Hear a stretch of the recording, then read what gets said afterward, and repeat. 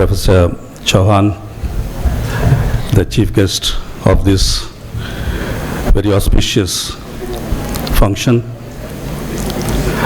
the director of SMS, other very revered and respected guests on the dais, the organizers of this very reputed customary conference that SMS is organizing, and very dear friends present here, media persons, and very especially the very dedicated faculty of SMS. To all of you in the very outset, I convey my best wishes, appreciation, and congratulations for organizing a conference of such sort with a theme of such thoughts, which is very laudable and which is also very essentially needed for the current times, which is very tumultuous, which is very transitional, and which is very disrupting.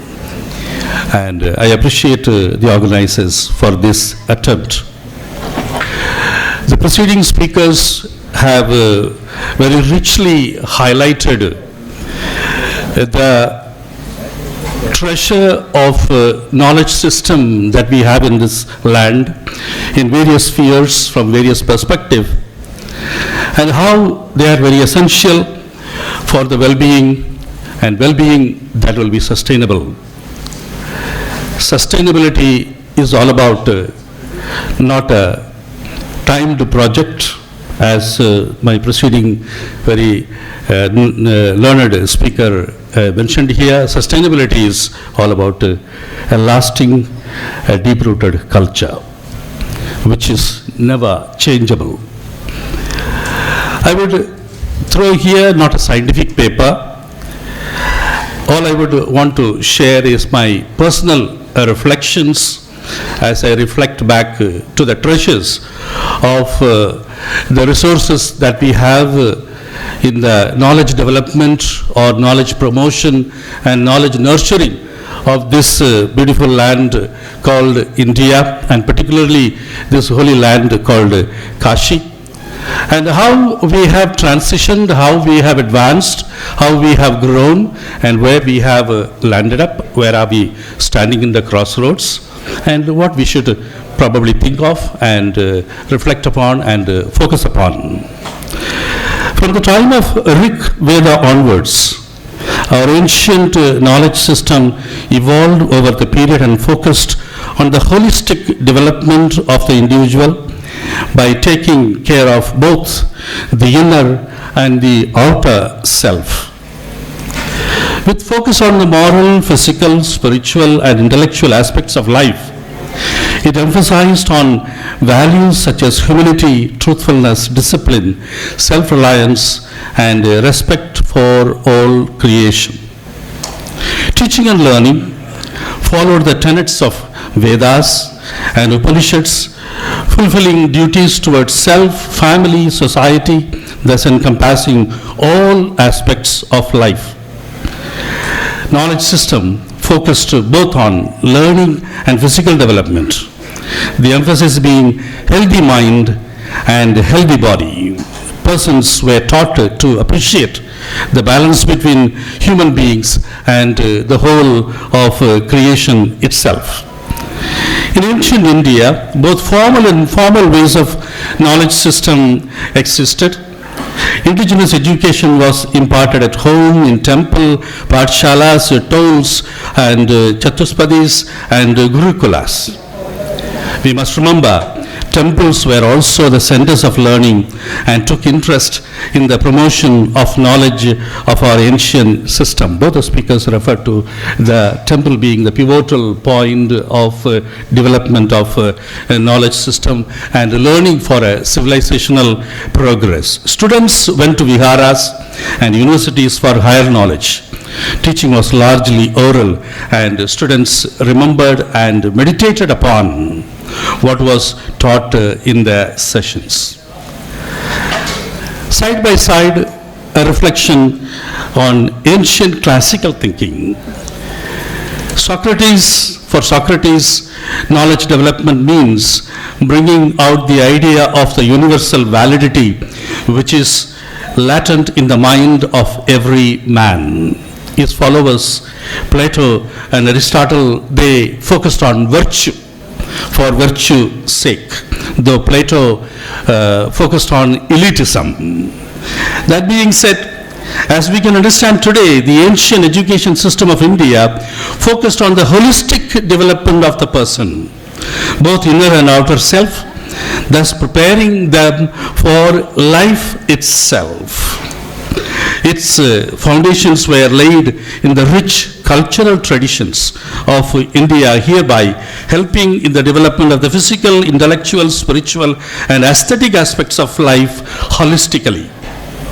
Our present-day education system, whether we admit it or not, and we should admit, has its origin in the ancient system, ancient knowledge resource, ancient knowledge wellspring that we have nurtured or we have possessed. Some contemporary thoughts. We have transitioned from the ancient system to modern system. We can see how education system from the Vedic and the Buddhist period through the Islamic period and to the British, the colonialism that which was referred to, had been vivid, and it has deep-rooted in religion, taught language, agriculture, science, logic, etc. The Buddhist period saw Gautam Buddha's teachings on right speech and right behavior that was the norm for well-being. The Mughal era focused on spread of development of knowledge, character and morals. The British set up English medium schooling through which they inspired Western science and literature for the Indians who eventually could be engaged in the government. That is the transition that we went through. And this is the time we have leaders emerging, thinkers emerging, and reinforcing the thought of developing knowledge system in the Indian way, and drawing the inspiration, drawing the resource, and drawing the root essence from the ancient system itself. I will take the example of a few which are my favorite. Mahatma Gandhi, he said, there should be an element of goodness cultivated in every person by providing knowledge. And for him, spiritual upliftment and providing social aim was the pivotal attention or focus of promoting, nurturing and developing knowledge system in every person and through person in the society. For Gandhi, every noble thought like non-violence, truthfulness, spirituality evolved around education. He maintained that through education, world peace, once again indicating the well-being, world peace could be sought, and he considered non-violence as an indivisible and important and essential part of any knowledge system. Tagore focused on promoting knowledge for self-realization, self-actualization that we were talking about. We must know the self, and we must know the supreme within the self. And any knowledge system or any knowledge nurturing or any knowledge provision or arrangement should enable the person and then subsequently the society to realize this, to discover this and to apply this. Tagore and Gandhi had certain similarities, and they had also differences.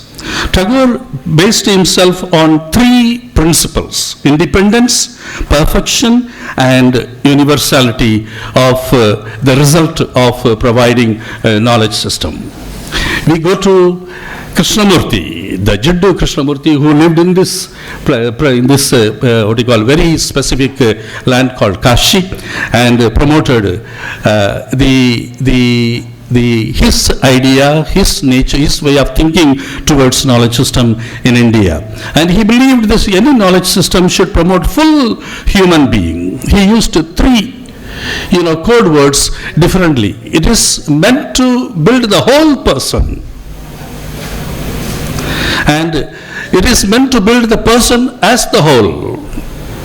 Thirdly, he said, it is meant to build the wholeness within the person. So he was, indicating on the inward essential transition or transformation that should take place in the individual person as a result of pursuing knowledge, as a result of searching knowledge, as a result of achieving knowledge, and so on and so forth. And taking us further from Krishnamurti is our very dear Dr. Radhakrishnan. Dr. Radhakrishnan is at training of intellectual, heart and spirit is very, very important for any basis of promotion of knowledge. If it neglects the heart and the spirit, there is absolutely, we don't talk about knowledge, we may be talking only about informations. He has got a series of treatises how knowledge system should cover the entire realm of human person and the entire realm of human society and the entire realm of creation itself. Somehow, having said this stray and very important thoughts about the contemporary thinkers who have given us the value and the purpose and the motive of any knowledge system in this land, we must look at where we are. What is the crossroad that we are standing on?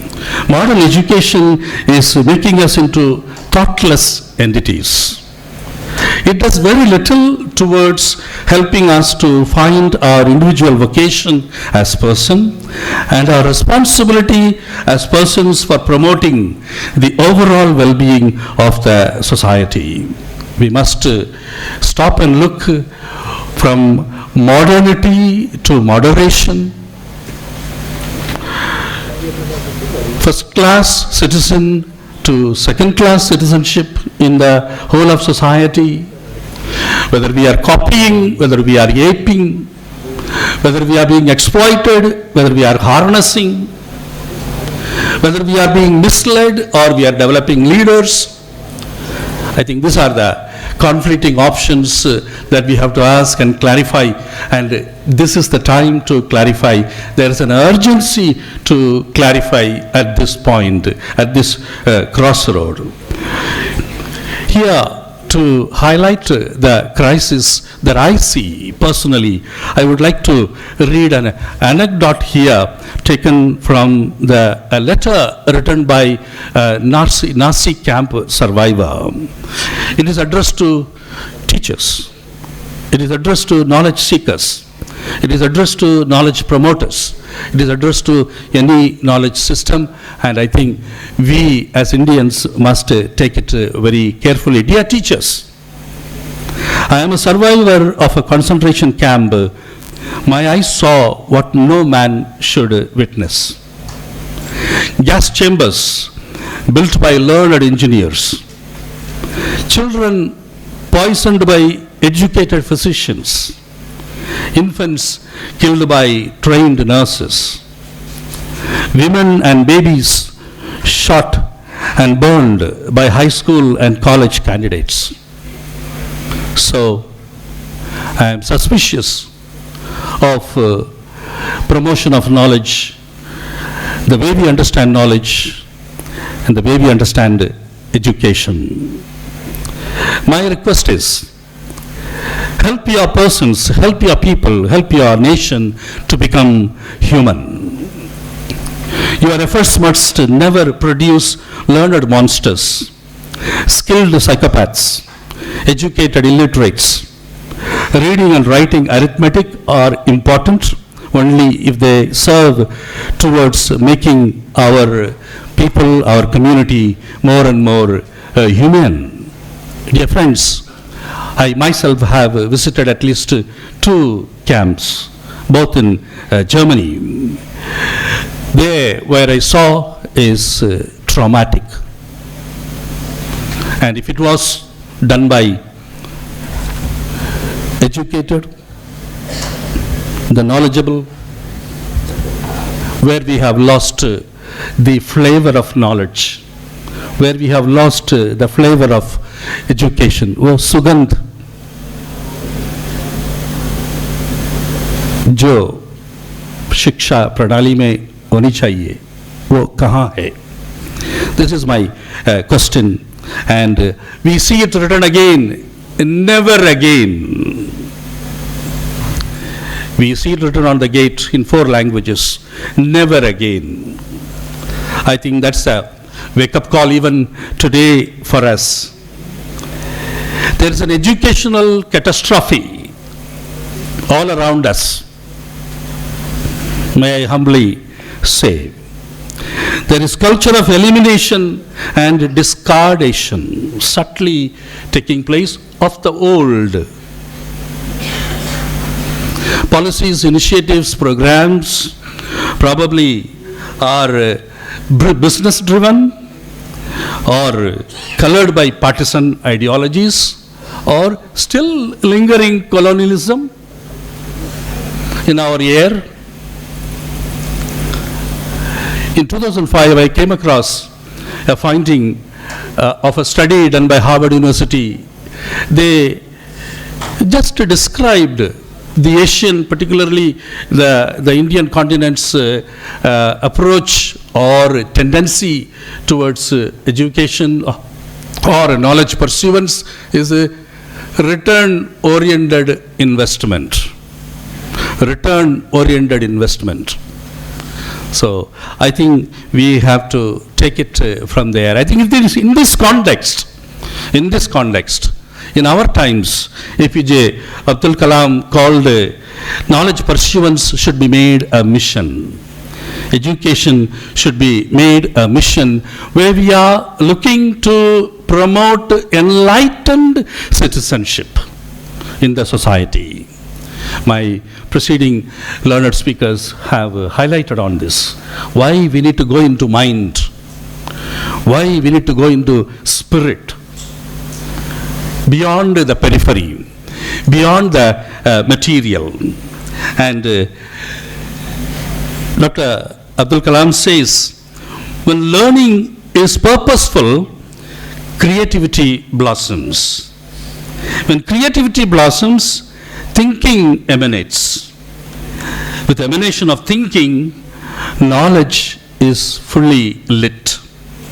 When knowledge is fully lit, total well-being flourishes. I think we have much to take from there. We have a system which is very core to our civilization. We should never allow it to be ignored, or we should never allow it to be stamped upon. I think this is what Dr. Abdul Kalam is signaling to us. And in our times, my favorite guru, His Holiness Pope Francis, has few words about how any nation, any society should look at knowledge system and promote and nurture knowledge system for development, advancement or progress in any society. To be true and sustainable must follow the dynamics, he says, look into the past with gratitude. I would add with pride after listening to you, after listening to both of them. Look into the past with gratitude and pride. Live the present with total commitment, radical commitment, and embrace the future with the virtue of hope and courage. Hope and courage are spiritual virtues to be cultivated, to be the fruit of any knowledge promotion. Therefore, he says, we must adopt 4 major principles of knowledge discipline, or disciplining through knowledge: human dignity and human rights, peace and citizenship education, solidarity and development, and integral ecology. We should never forget the nature, the environment, the surrounding, the air. Everything is part and parcel of ourself, of our society, and it mingles and it confluences with the system and produces a synergy which is for well-being and which alone can be sustainable. Therefore, he says, put the human person in the center of everything. Put the human person in the center of everything. And he says, pay attention to young people. Young people, very, very essential. And particularly the feminine. One of the speakers, struck on this feminine principle. Professor, I like that. Feminine spirit. Our society has been shy of this. We should wake up. We should wake up and we should affirm it positively. And he says, be concerned about the creation. Creation is part of your knowledge system that builds you. So, and he says, new ways of understanding the economy, politics, growth and progress that can truly stand at the service of the human person and the entire human family without any disparity. So that is the words that Holy Father Pope Francis gives to us, in a very holistic, in a very broad viewed perspective of any knowledge system, and so relevant to us Indians, as Banarasis, as Kashivasis who are thinking about Indian knowledge system. Lastly, I would not conclude this without a word from His Holiness Dalai Lama. He says, I believe, friends, mark, I believe that only in India can modern knowledge system development be combined with the ancient Indian knowledge of the mind and emotions. Only in India it is possible. It will be necessary to present ancient Indian knowledge in a secular and in an academic way. Adopting a secular approach, treating all spiritual traditions with respect on the principles of karma and ahimsa would be the basis for creating a happier and peaceful world. A happier and peaceful world, that is the content of sustainability. That is the content of sustainability. And that's the real sense of well-being. I conclude with my own line. We, my dear friends, as a nation, have a legendary past, a lively and promising present, and surely we can have a legitimate and lasting future. Should we revisit, revive, and re-emerge and reintegrate? This is the call of the time. Thank you very much for this wonderful opportunity that you gave me, and thank you.